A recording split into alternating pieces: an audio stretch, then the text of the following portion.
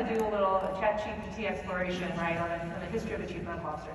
And, you know, it comes out in the 1980s that the CMO came around and, you know, there was some regulatory guidance that said you have to have a physician that's involved in hospital governance.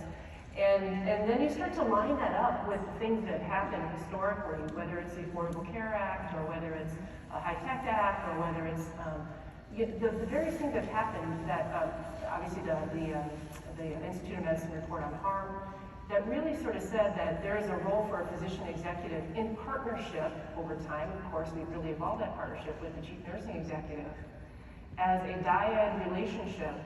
And so I'm answering your question to say that I think as I'm looking for leaders, I'm looking for leaders that are not thinking about their leadership role in isolation.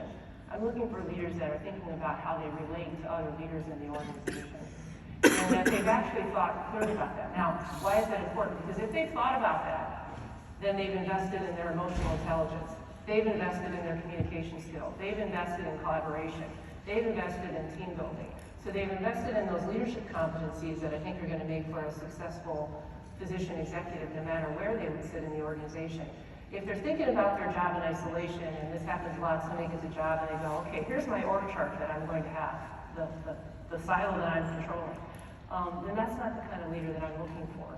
Because we live in such a highly matrix robust ecosystem that if the first thing that they're thinking about when they get their job isn't how am I going to partner with other people and collaborate with people to create added value, then I'm going to have a problem with that individual. Because that's at that leadership level, at that executive leadership level, that is something I don't think you can train.